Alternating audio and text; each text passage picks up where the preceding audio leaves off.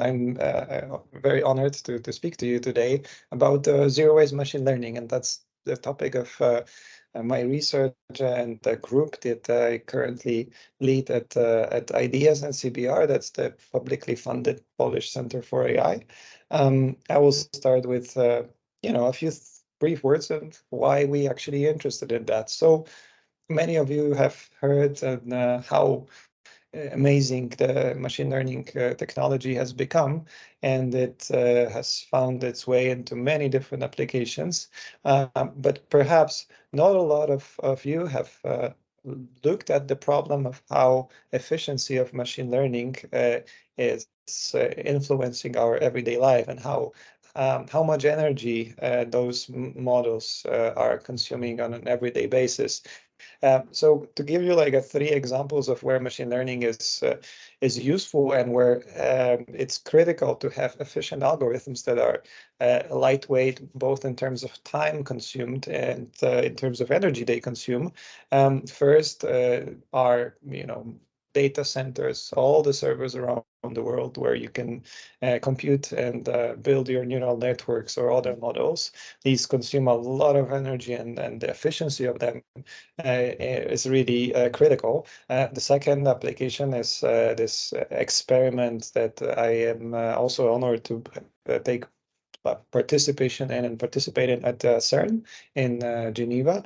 This is Alice. It's actually on the photo, you see the big detector that records and registers the collisions of two beams of high energy elements, and this can be seen as a sort of camera that records every single element, and the point is to analyze those results and then draw some conclusions about the laws of physics. In this case, the efficiency of machine learning algorithms that register, record, and analyze those events is critical, because there's so many of them that contemporary architectures are not able to process them all at once. So you have to be very efficient to draw the conclusions, the right conclusions, and to basically make this experiment useful. And the third application that is of human safely critical system, that is autonomous cars, where the efficiency is directly translated into time of execution. So if the model is too slow to respond, for instance, to a signal such as a baby getting on the street after chasing the ball, or some dog or other object that appears out of nowhere, then this can lead to a major threat for the health of the drivers and the others. So these are the applications where machine learning and its efficiency is highly important. And a new, quite recent application that you may have heard of kind of draw me to this analysis of how exactly this efficiency is translated into energy that the models consume. And to give you the scale of this, the numbers that are linked to the energy consumption of our brain, for instance, are fairly low. I mean, our brains are quite efficient in processing the data and processing the information around us. They consume around 100 or 600 watt hours per day on everyday life or everyday life activities. Now, if you want to drive a Tesla car for that 1,000 kilometers, that would end up with about 150 kilowatt hour energy consumption. And just to give you the scale, that the GPT-3 model that is the backbone, or even like a previous version of what's right now going on in ChatGPT, it requires over 190 megawatt hours per training, which is estimated to generate around 85 tons of CO2, and that's equivalent to over 1 million kilometers driven by the cars. And so that's actually, and that's 4 times distance between Earth and Moon. That's how much energy we are actually using to produce those models. And not a lot of people talk about that, and not a lot of people are even aware of how much energy this requires. Specifically in the countries such as United States or Poland, where I'm based, most of this energy in the US, it's more than 60%, comes from fuel fossils, which directly contributes to the global warming. And therefore, the research in this area, the energy efficiency of models, is so important. Like the models and the approaches that people aware of this situation have tried are predominantly focusing on reducing the size of models, constraining the optimization of the methods. For instance, by quantizing the weights of neural networks. So squeezing as much as possible out of the minimal amount of model parameters. In our group and within the zero waste movement that we initiate at our group, we take a little bit of a different approach. So instead of constraining those models, we try to recycle and reuse and make sure that we use to the best of the possibilities the resources that are given to them. We define three main pillars of this approach, of this methodology. First is conditional computations, so computations that are based on some data samples that are given to the network, and based on that, we define which part of the model is activated. The second group is focused on reusing as much as possible the data that is available to the model. So we call it like a low data regime models. The data is available to the model, but we try to squeeze as much as possible out of the data for model training. And the last one is a focus on knowledge accumulation. This is specifically a link to continual learning, a sub-domain of machine learning, which focuses on training the models as we go. So adding more and more information to the models instead of retraining them from scratch, leading to this huge energy consumption that you saw in the previous slides. So today I'll tell you a bit more about those three pillars and give you a few examples of the works we've been doing in each one of them that contribute together to zero waste machine learning, to this idea of training models with recycling as much as possible, with making the most out of the resources available to them. So let's start with the conditional computations. A good example of how this setup of these models can be used is with early exits. At their origin, the early exits offer speed up by introducing intermediate or so-called internal classifiers that we call ICs. And they allow to output the results of processing, in this case, the class of the object that you see in the image, at the intermediate processing steps, instead of waiting until the end. However, the vanilla early access models, so those that are standardly, that were proposed in the beginning of this research, they waste computation by discarding information that is computed by previous ICs. So the follow-up or the next ICs, they just disregard what was computed by the ICs down the pipeline. Now we ask a question to motivate, this recycling research of what's available to the models. Are early classifiers smart? So do they know something that later ICs do not?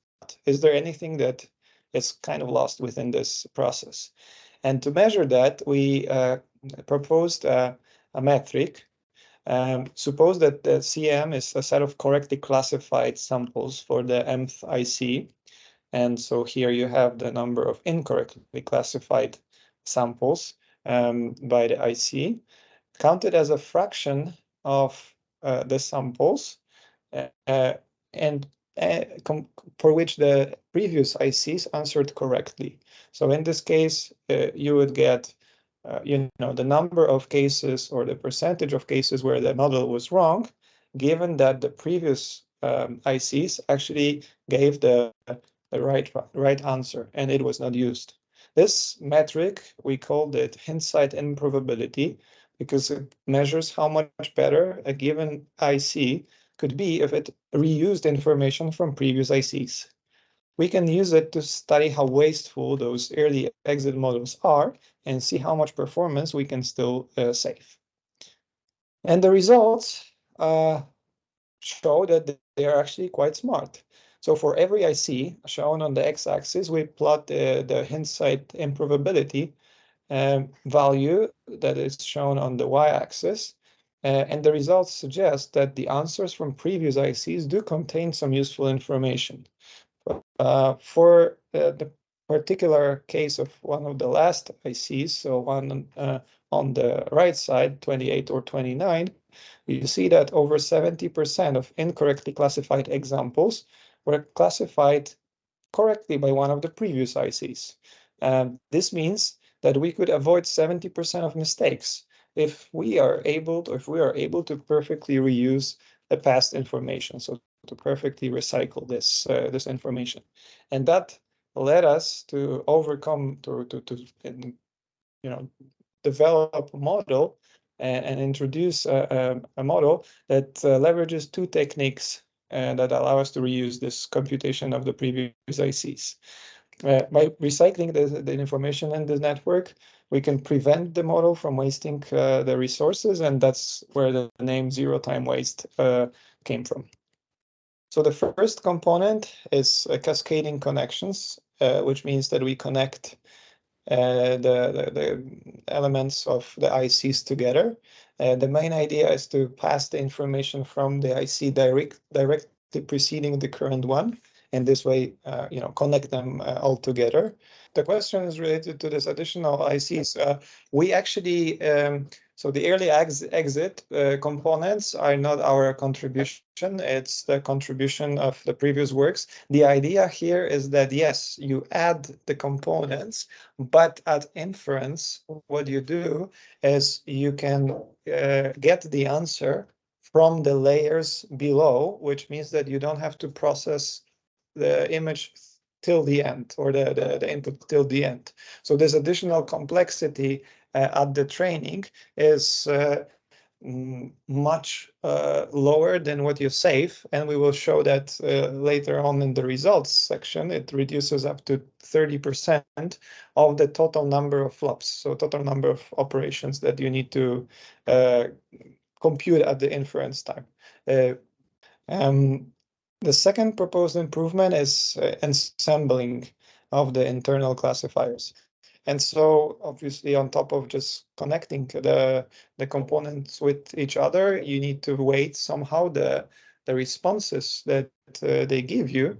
And then the proposed approach is to combine those outputs in a way that uses weighted geometric mean to aggregate the predictions. We found that this geometric mean, instead of like adding them or just finding the mean average of the responses, it mitigates the impact of overconfident answers of particular classifiers. So if there are several outliers in this prediction zone, then the weight that they will get is lower, and therefore the stability of the model is much higher.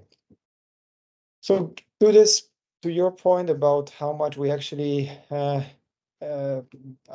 achieve, or how much saving we can find with this approach, we evaluated the performance of the method by checking the accuracy for many possible inference time limits. Inference time for us was calculated as the average number of floating point operations, so flops, needed to process the entire test data set.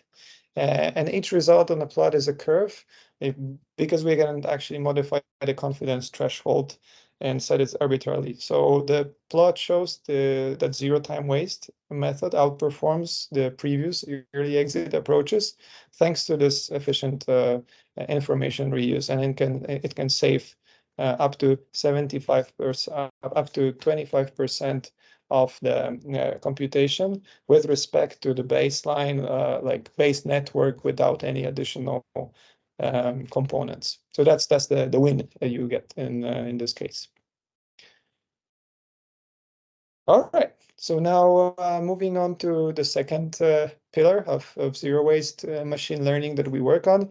It's connected to reusing or maximizing the data or the information that is hidden in the data that we use for training, and that's the low data regime approach. And here, what we looked at in as our problem is the active visual exploration. The task that we try to solve here is a task related to a part of the image. Like for instance, in this image, we want to find out what color is the cat. In humans, we would probably first find the cat and then answer the question. That's how humans perceive this problem and how they try to solve it. If we look at typical neural networks, then they do a different thing. So what they do is they go dot by dot, step by step, or pixel by pixel, and analyze it and process the entire image until they find the answer. And even after that, they go one by one. So the convolution module would go through the entire image and then give you back the answer. And this seems to be like a waste of time. This seems to be like something that is not necessary, especially if you want to get the answer to a simple question of that kind. So that's why we looked at the problem of selecting the glimpses and not analyzing the entire image. We called it where to look next after the paper that Tina Tutielars and her PhD student published a few years ago at ICCV workshop. So here you see how this can be actually well visualized in this reconstruction scenario. So let's say that you have the image of a ground truth on the right, the image of the bridge, and what you want to do is with a minimal number of glimpses, with the minimal number of small patches that you have access to from the left to right, this increases from 1 to 8, you try to reconstruct the entire scene. And as you go from left to right, you see more and more patches. You don't see the entire image at once. And you try to maximize the quality of the reconstruction that you're getting. This is the task that's motivated us to look at this, approach with minimal amount of data and then low data regime. Now, standard approaches to that problem are based on two modules or two elements. You usually have an autoencoder that is optimized with the target task loss, for instance, the reconstruction error. And then there is a second module, which is focused on selecting the glimpse. So you select the next glimpse, and that's how you compute the loss. And by training this, you find the next glimpse, and then you iterate over it. This is like a standard vanilla approach. Now, in our case, we wanted to maximize the reusability or recycling ability of the model. And instead of using autoencoder, we put in masked autoencoder that internally is able to compute the confidence of the next glimpses by analyzing its attention map. So that's the attention map that we use within our masked autoencoder, and it serves as our uncertainty estimator. And the higher the uncertainty, so the higher the entropy of the certain part of the image, the more likely it is that we will be able to use it to reconstruct our image. So image is divided into, let's say, 4 patches. Then the attention map is computed between those patches. And based on that, we compute Shannon entropy per row. And then we pick the maximal Shannon entropy, and we select select this patch as the next patch to analyze in the next step of the reconstruction process. This way, we are able to achieve more higher quality results on the reconstruction on the reconstruction task. As you see, the input on the left and our approach second to the left, it gives obviously some blurred outputs, but much better than the alternatives such as GLaTeX or AdSpsych, and it doesn't require additional processing for that. In fact, it just again reuses what is available to the model, which is the attention attention values within the model itself. So that's the second pillar of zero-waste machine learning research. And the last one is focused on accumulating the knowledge. Here we look at the problem that was recently named with in the interview between Lex Friedman and Oriol Vinios. What Oriol said is that some of the findings, so model weights, will apply to the next iterations, but it's true that so far the weights you generally throw away, which feels very sad. So he said that about training the models between the previous data sets or just using previous data sets and then updating the data set, like with GPT-4, for instance, where you need additional knowledge about what happened after whatever, October 2022. If you want to train the model on the new data set that is bigger, you generally throw those previous models away. Most of the time you forget about those weights and you just train from scratch, which seems to be, well, sad by what Oriol says, but also a waste of time and money and energy specifically. And this problem is being solved by continual learning.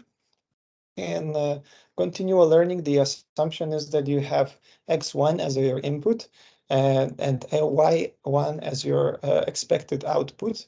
For instance, the classes of the objects or other type of information that you want to associate with input data.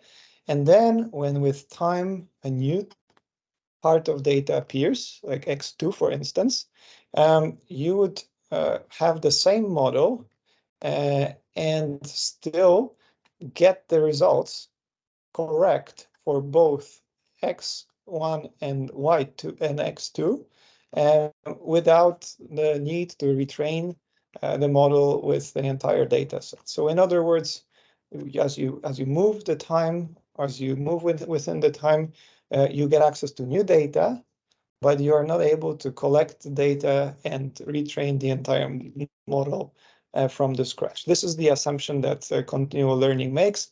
It is quite valid in reality because if you have resources, limited resources, for instance, on autonomic robots or somewhere without a lot of energy available, like in flying drones, then this conception that you can store the data as it is collected and then retrain from scratch every hour or so is very often not possible.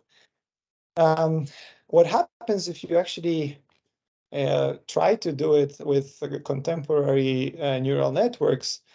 So get the data in splits can be seen in this slide. So if you just give the MNIST, if you feed the MNIST to the model all at once, then probably after some iterations that you see on the left, we will reach to 1.0, so 100% accuracy.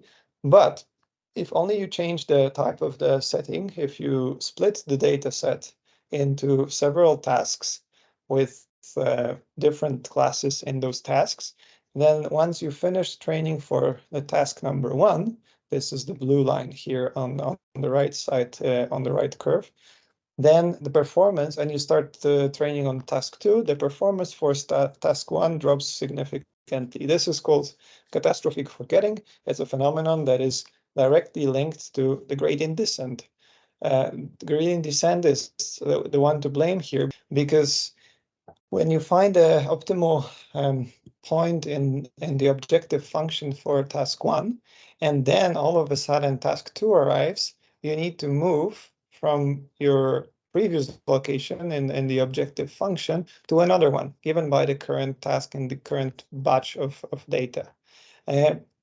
If you have those two tasks all together, the trajectory of your optimization would be very much different, and therefore you would end up in a different place of your objective function, of your cost function.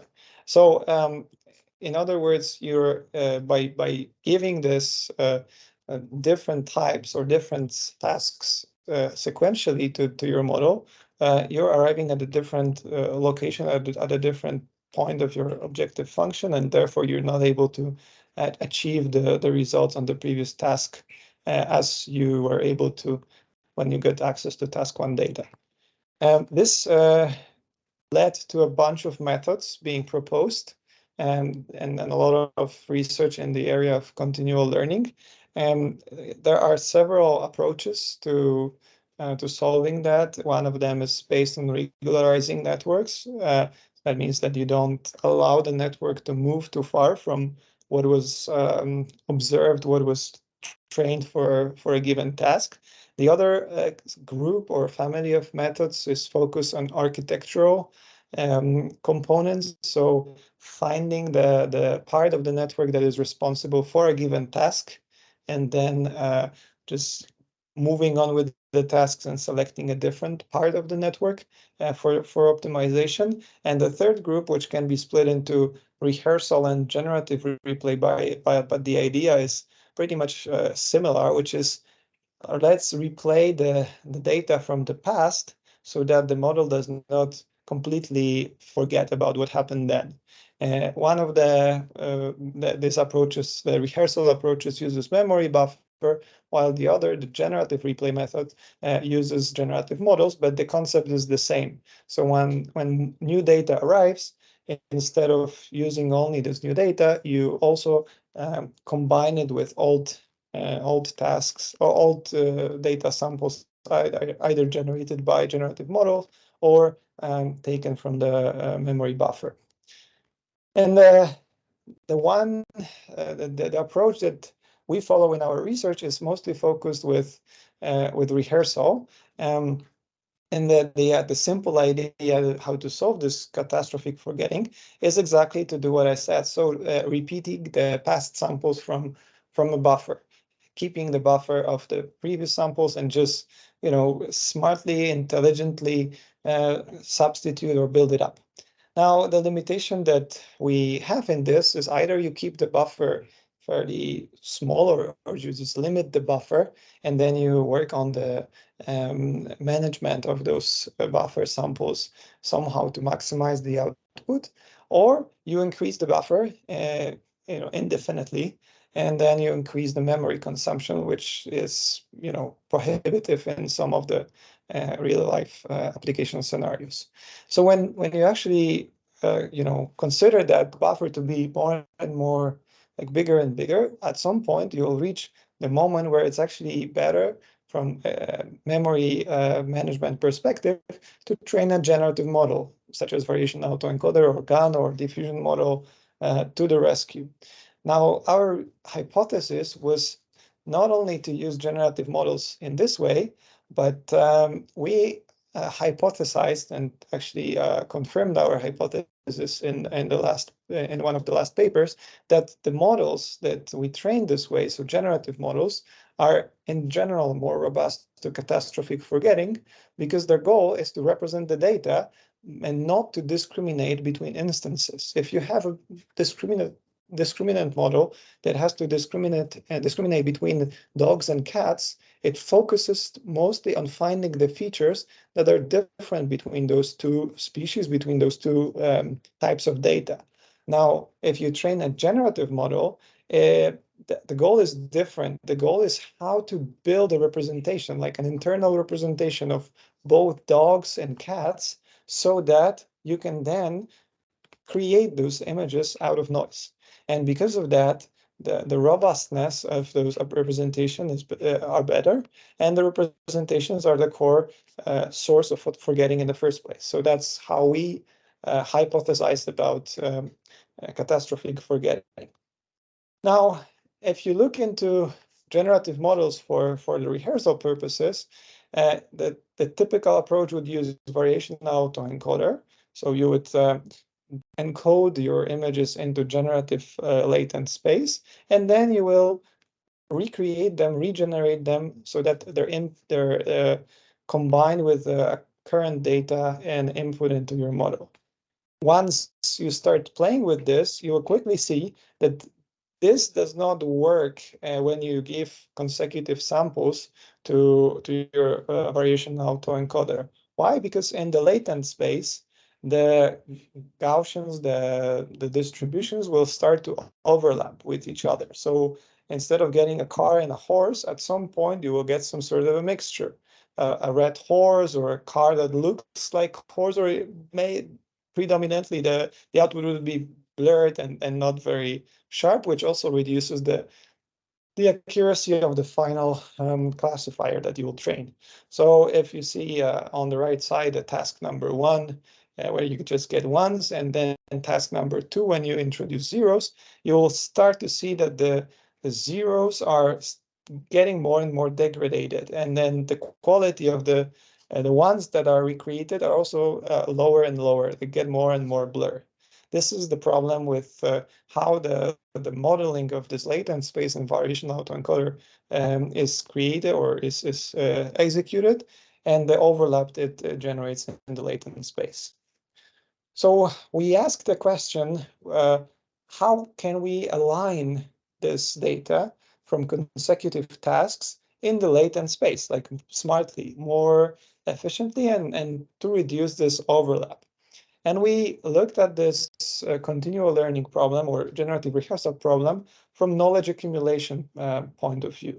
So we posit the problem of knowledge accumulation as a latent space partitioning. And we proposed a multi-band variational autoencoder that solves this problem in 3 simple steps. So first, there is a local encoder and local decoder. This is an entirely trained locally on the new data. So as you see in this, in the right side, this is pretty much straightforward training on the new data. Then we align the new and previous data with the translator. So we introduce another module, which is called translator, that combines previous encodings of data together with the newly encoded latent space into a new aligned latent space. And then we have a final global decoder that we retrain the entire thing. So we have this additional translator module that is translating or aligning the latent space of our autoencoder so that there's no degradation and the classes are split accordingly. We introduce also within this paper a controlled forgetting. So if samples from previous tasks are very close to the new data embeddings, then they are substituted so that they're not, so the new data, because it's coming from the current task, is of higher quality than rehearsed samples, then we just forget the previous encodings and don't repeat those, but the new data. And that effectively allows us to consolidate knowledge in a much better way, much correct, much more properly aligned. And this slide shows how this actually works in practice. If you look at MNIST again, ones and zeros and twos, in generative replay, with class incremental scenario, you have classes 1 in the first task, then classes 0 in the second task. You already observe here this degradation of ones into zeros.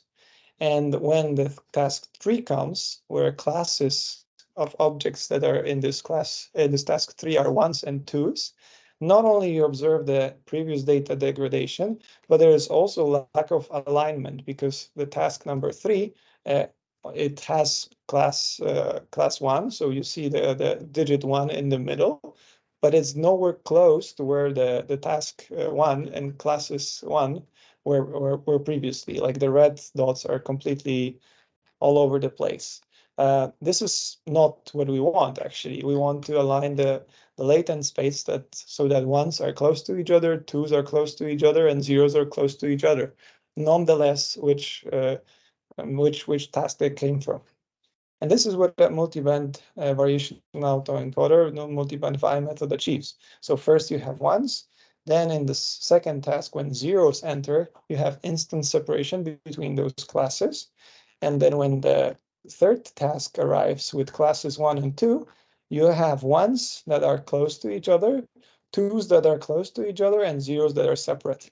And this separation combined with the alignment of the latent space allows us to achieve state-of-the-art results on the several data sets, as well as the forward knowledge transfer. And so it's not only we don't forget, and as much as the previous methods, but we are also able to learn on top of the previous models how to become better in the next step. So that's quite astonishing, and we're really happy to achieve that, because that means that you can effectively start to accumulate knowledge within the latent space of your generative models. And that combined is the zero-waste machine learning that we promote as in our group. And yeah, that's not only obviously my work, but a lot of other collaborators that contributed to that. And specifically, the group that focuses on this topic is the computer vision group at IDS with a fairly large funding. We just started, well, the center started 2 years ago. My group started last year. We have quite decent funding with over 10 million euros per year. And the goal is to recruit 200 researchers and create 10 groups with 3 already formed, actually 4, with 1 computer graphics being started next week. And within computer vision group, we have works on those 3 subjects I talked about. So continual learning, conditional computation, and low data regime or partial information. And we look for students, we look for collaborations internationally. We are actually very open to international collaborations. We just got accepted to, well, we got our grant in collaboration with Alice Units accepted on sustainable AI.